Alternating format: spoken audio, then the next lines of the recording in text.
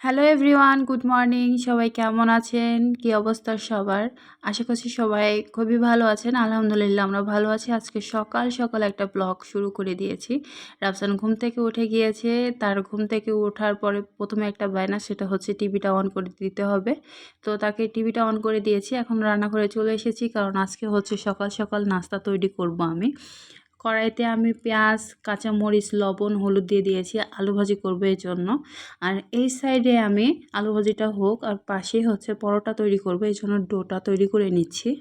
3 থেকে 4টা পরোটা হবে এরকম ময়দা নিয়ে নিয়েছি। আর 1 চামচ চিনি দিলাম, পরিমাণ মতন লবণ, আর একটু সয়াবিন তেল দিয়ে নেব। প্রতিটা কাজের ফলাফল যদি ভালো পেতে চান, তাহলে প্রতিটা কাজের ধাপ কিন্তু ভালোভাবে সম্পূর্ণ করতে হবে। ঠিক পরোটা যদি ভালোভাবে তৈরি করতে চান, এই যে আমি একটু তেল দিলাম, একটু চিনি দিলাম, এই দুইটা কিন্তু মাস্ট বি দিতেই হবে। তারপর আমি হালকা উষ্ণ গরম পানি দিয়ে ডোটা তৈরি করে নিচ্ছি। এভাবে প্রথমে চামচ দিয়ে করে নিয়েছি, তারপরে সুন্দর করে যখন একটু গরমটা কমে গিয়েছে, হাত দিয়ে আমি ডোটা তৈরি করে নিচ্ছি। এতে আসলে কি হবে, চিনি আর তেল দিলে পরোটাগুলো সফট হবে, আর হচ্ছে যে খুব সুন্দরভাবে কিন্তু আসলে নরম থাকবে, খেতে ভালো লাগবে, একটা ব্রাউন কালার আসে। এগুলোই হচ্ছে মূলত কারণ, আর কোনো কিছু না। পরোটার ডোটা তৈরি করা হয়ে গিয়েছে, আর এই সাইডে কিন্তু আলু ভাজিটাও হয়ে গিয়েছে। ছোট একটা বাটিতে আলু ভাজিগুলো আমি সার্ভ করে ফেলেছি। এখন হচ্ছে একটু পরে টেবিলে দিয়ে দিব। এই সাইডে আগে কিছু পরোটা বেলে নিই। পরোটা আসলে অনেকে অনেকভাবে তৈরি করেন। আগে আমি আসলে ভালো পরোটা তৈরি করতে পারতাম না, কিন্তু ইদানিং এত ভালো লাগে পরোটা তৈরি করতে। কারণ হচ্ছে যখন যে কাজটা আপনি পারবেন, তখন সে কাজের প্রতি একটা ভালোবাসা কাজ করবে।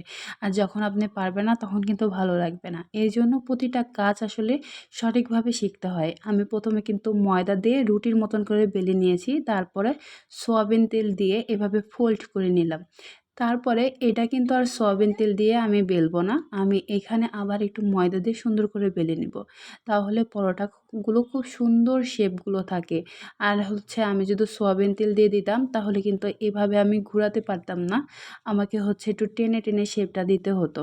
পরোটা ফোল্ড করার সময় কিন্তু আমি একটু ভেতরে তেল দিয়ে তারপরে ফোল্ড করেছিলাম। এই কারণে কিন্তু প্রতিটা লেয়ার আলাদা থাকবে, যেটা ভাজার পরে আমরা কিন্তু খুব ভালোভাবে বুঝতে পারবো। ভাজার জন্য চলে এসেছি। আমি যে তাওয়াতে ভাজবো, সেই তাওয়াটা খুব সুন্দর করে গরম করে এক সাইডে হালকা কালার চলে এসেছে। তারপরে আমি কিন্তু আরেক সাইডে দিয়ে তেল দিয়ে দিয়েছি। দিয়ে এভাবে একটু হাতার সাহায্যে চেপে চেপে ভেজে নিচ্ছি।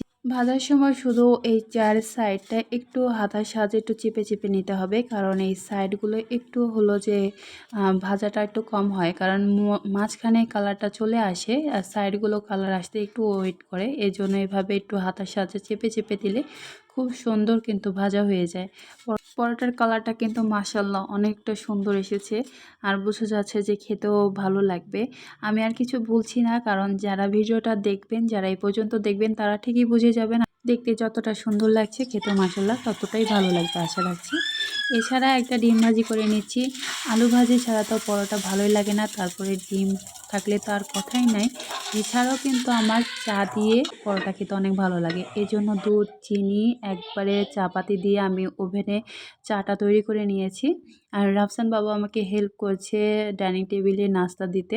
তো বাচ্চাদের আসলে ছোটোবেলা থেকে কিছু শেখাতে হয়, যেরকম ডাইনিং টেবিলে খাবার আনানো, কিংবা বাইরে থেকে কেউ আসলে তাদেরকে পানি কিংবা হাত মুখ ধোয়ার সময় গামছাটা এগিয়ে দেওয়া। আসলে এগুলো এখন থেকে না শেখালে দেখা যায় কি, যখন তারা বড় হবে না, তখন আসলে তারা কিছু করতে চাবে না। এই জন্য ছোটোবেলা থেকে কিছু শেখাতে হয়। তাছাড়া ওই যে এক কথা, আমার ছেলে মেয়ে আসলে কোনো কিছু করতে পারে না, আমাকে ছাড়া তাদের চলেই না, এরকম একটা কথা বলতে হবে, ঠিক আছে? তো বাচ্চাদের এমনভাবে তৈরি করবেন যে আপনি যদি 1 সপ্তাহের জন্য কোথাও যান, তো নিশ্চিন্তে যাতে থাকতে পারেন। তাছাড়াও একটা কথা কি, সারা জীবন পৃথিবীতে কেউ থাকবে না। সবাইকে একটা সময় আলাদা থাকতে হবে, একা একা থাকতে হবে। আর কোন সময়টা আলাদা থাকতে হবে কিংবা একা একা থাকতে হবে আমরা কেউ জানি না। এজন্য আসলে বাচ্চাদের ছোট ছোট কিছু কাজ আসলে ছোটোবেলা থেকে শেখানো উচিত। তো পরোটাটা আমি খাচ্ছি। এই তো আমার কাছে আজকে পরোটাটা খুবই ভালো লেগেছে। একদম তেল বোঝাই যাচ্ছে না। ১ম আমি ডিম দিয়ে খাচ্ছি আর আপনাদেরকে একটু দেখাচ্ছি প্রতিটা লেয়ার কত সুন্দরভাবে আছে। দেখেন এই যে প্রতিটা লেয়ার কিন্তু আসলে বোঝা যাচ্ছে। শুধুমাত্র ওই যে আমি একটু ফোল্ড করার সময় তেল দিয়েছিলাম না, এই কারণে আসলে। তারপরে আমি একটু চায়ে ডুবিয়ে খাচ্ছি। এভাবে আমার পরোটা খেতে কিন্তু অনেক ভালো লাগে। সকালে যখন পরোটা বানাবো ভেবেছিলাম, তখন শুধু ভেবেছিলাম যে একটু দুধ চা করব, সেটা দিয়ে আমি খেয়ে ফেলবো। কিন্তু বাকি আরও ২ জনের কথা ভেবে তাদের জন্য ডিম ভাজি, আলু ভাজি এগুলো করলাম। তো সঙ্গে আমিও খেয়েছি, কারণ রাফসান আর রাফসানের আব্বু হচ্ছে আগে নাস্তা করে নিয়েছিল। আর আমি আমার সাথে যখন রাফসান ছিল তখন সে শুধু হচ্ছে চাটা খেয়ে নিয়েছে। এটাই হচ্ছে আজকে দুজনের সাথে রাফসান নাস্তা করেছে সকালে। তো ভালো লাগলো, আসলে বাচ্চারা খেতে চায় না, কিন্তু সামান্য একটু খাবার যদি পরিবারের সকলের সাথে খাওয়া যায় তাহলে কিন্তু খুবই ভালো লাগে।